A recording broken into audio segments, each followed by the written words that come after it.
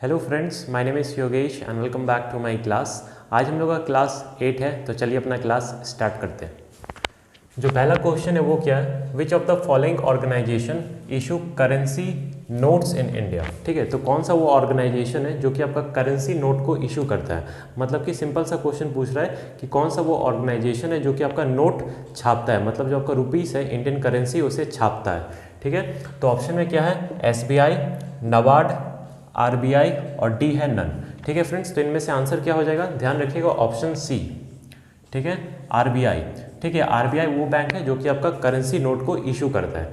ठीक है, आरबीआई का क्या फुल फॉर्म हो गया, reserve bank of India. Reserve bank of India. ठीक है, रिजर्व बैंक ऑफ इंडिया। ध्यान रखिएगा आरबीआई को हम लोग बैंकर्स बैंक के भी नाम से जानते हैं, इस बात को ध्यान रखिएगा। ठीक है, आरबीआई को हम लोग बैंकर्स बैंक के भी नाम से जानते हैं। बात करें जो आपका आरबीआई है, ये आपका कब इस्टेब्लिश किया गया था, तो ध्यान रखिएगा ये आपका 1 अप्रैल 1935 को इस्टेब्लिश किया गया था। ठीक है, 1 अप्रैल 1935 को ये आपका इस्टेब्लिश करा गया था। और अगर आपसे पूछ लिया कि आरबीआई आपका कब नेशनलाइज हुआ था, तो ध्यान रखिएगा आरबीआई आपका 1 जनवरी 1949। ठीक है, 1 जनवरी 1949 को आपका आरबीआई नेशनलाइज हुआ था। और कब इस्टेब्लिश हुआ था, तो ध्यान रखिएगा 1 अप्रैल 1935 को इस्टेब्लिश किया गया था। ठीक है, जो आपके अभी करंट हेड है आरबीआई के, ठीक है, जो आपके करंट हेड है या फिर कह लें कि जो आपके गवर्नर है आरबीआई के, ठीक है, जो आपके प्रेजेंट गवर्नर है आरबीआई के, वो कौन हो जाएंगे, तो ध्यान रखिएगा Shaktikanta Das.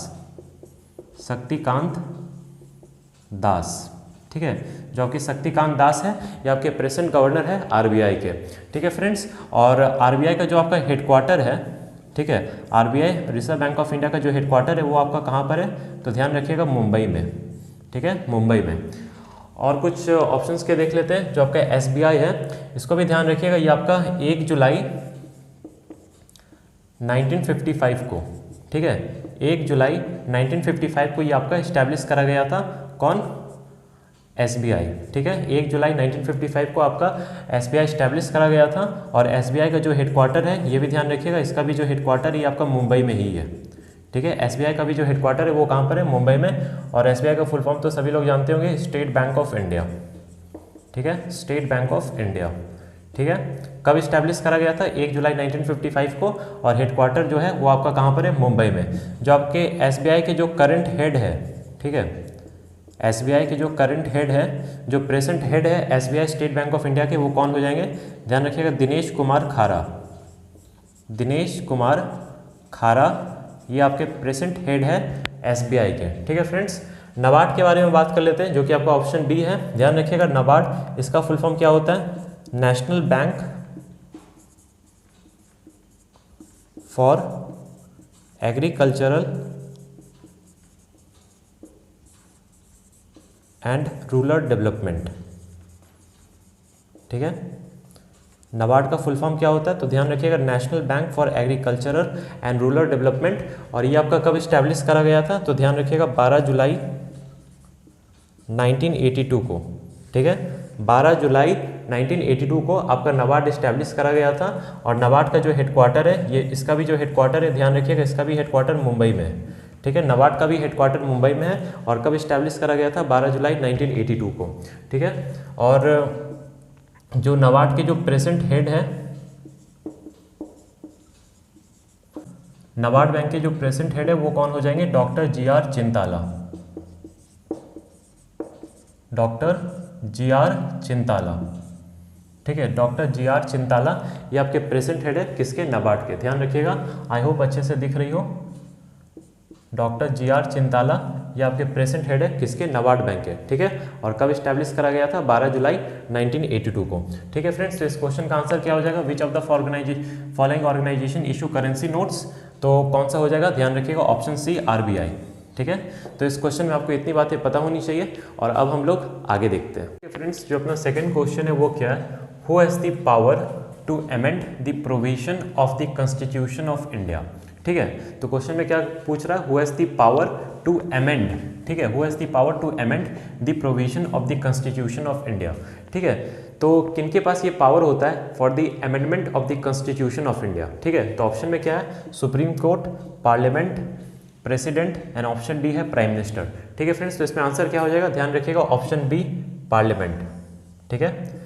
Parliament has the power to amend the provision of the constitution of India, ठीक है। अमेंडमेंट की बात हो रही है तो ध्यान रखिएगा जो आपका अमेंडमेंट का कंसेप्ट है, ठीक है, जो आपका अमेंडमेंट का जो कंसेप्ट है वो आपका इंडिया में कहाँ से लिया गया, तो ध्यान रखिएगा ये आपका अमेंडमेंट का कंसेप्ट कहाँ से बोरो किया गया, तो ध्यान रखिएगा साउथ अफ्रीका से, ठीक है। अमेंडमेंट का कंसेप्ट हमारे इंडिया में कहाँ से बोरो किया गया, तो ध्यान रखिएगा साउथ अफ्रीका से बोरो किया गया, ठीक है। अमेंडमेंट ये आपका कौन सा आर्टिकल में आता है, ये आपका आर्टिकल 368 में आता है, ठीक है। अमेंडमेंट ये आपका कौन से आर्टिकल में आता है, आर्टिकल 368 में, और कौन से पार्ट में आता है, तो ध्यान रखिएगा पार्ट 20 में आता है, ठीक है। पार्ट 20 में आता है और आर्टिकल 368 हो गया। कहाँ से बोरो किया गया अमेंडमेंट का कंसेप्ट, तो साउथ अफ्रीका से बोरो किया गया, ठीक है। और किनके पास ये पावर होता है, तो पार्लियामेंट के पास ये पावर होता है to amend the constitution of India, ठीक है फ्रेंड्स, ठीक है फ्रेंड्स। इस बात को ध्यान रखिएगा, अभी तक टोटल 104 अमेंडमेंट हो चुके हैं, ठीक है। अभी तक इंडिया में टोटल 104 अमेंडमेंट हो चुके हैं, ठीक है फ्रेंड्स।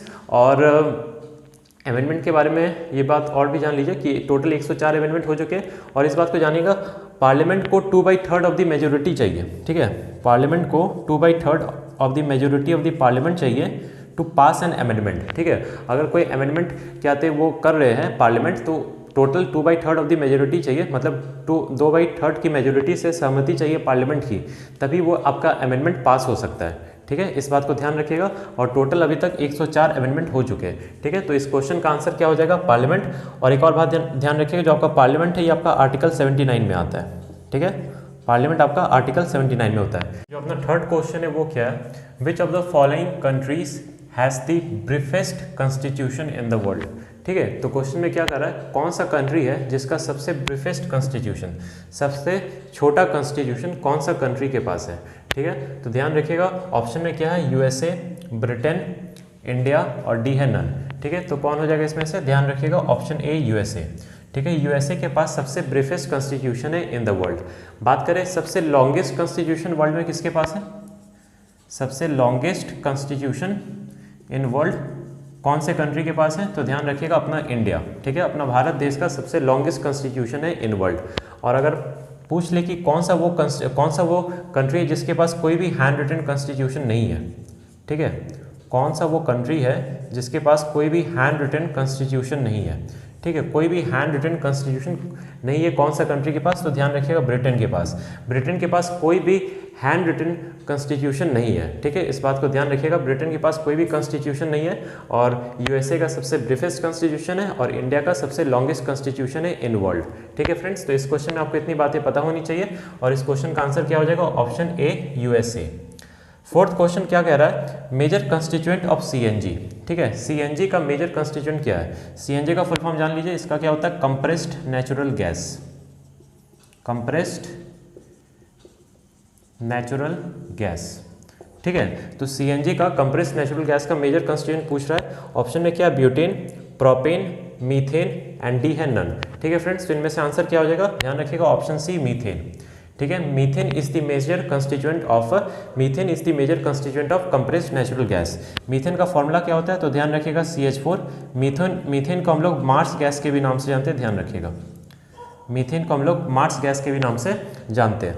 अगर आपसे पूछ ले ब्यूटेन के बारे में, तो ब्यूटेन का फॉर्मूला क्या होता है, ध्यान रखिएगा C4H10। और प्रोपेन का फॉर्मूला क्या होता है, ध्यान रखिएगा C3H8, ठीक है। एलपीजी के बारे में अगर पूछ ले, LPG that is liquefied petroleum gas, इसका अगर मेजर कंस्टिट्यूएंट पूछ ले तो ध्यान रखिएगा यही है, ब्यूटेन प्लस प्रोपेन, ठीक है। एलपीजी का जो मेजर कंस्टिट्यूएंट होता है वो क्या होता है, ब्यूटेन प्लस प्रोपेन, ठीक है। Butane plus propane is the major constituent of LPG, liquefied petroleum gas. और एलपीजी में आपका एक स्मेल, वो स्मेल किसके वजह से होता है, तो ध्यान रखिएगा due to the presence of ethyl mercaptan, ethyl mercaptan, ठीक है। इस बात को ध्यान रखिएगा, इथाइल मरकैप्टेन, ठीक है। इथाइल मरकैप्टेन की वजह से आपका एलपीजी में एलपीजी स्मेल करता है। और एलपीजी का जो मेजर कंस्टिट्यूएंट है वो क्या हो जाएगा, ब्यूटेन प्लस प्रोपेन, जिसका फॉर्मूला क्या होता है, C4H10 और C3H8। और फोर का जो क्वेश्चन है मेजर कंस्टिट्यूएंट ऑफ सीएनजी, इसका आंसर क्या हो जाएगा मीथेन। ठीक है, methane is the major constituent of CNG that is compressed natural gas. ठीक है फ्रेंड्स, तो आज के लिए बस इतना ही। अगर आपको मेरी वीडियो पसंद आती है तो प्लीज़ इसे लाइक करें, शेयर करें एंड सब्सक्राइब करें, and I am going to meet you in the next video. Thank you.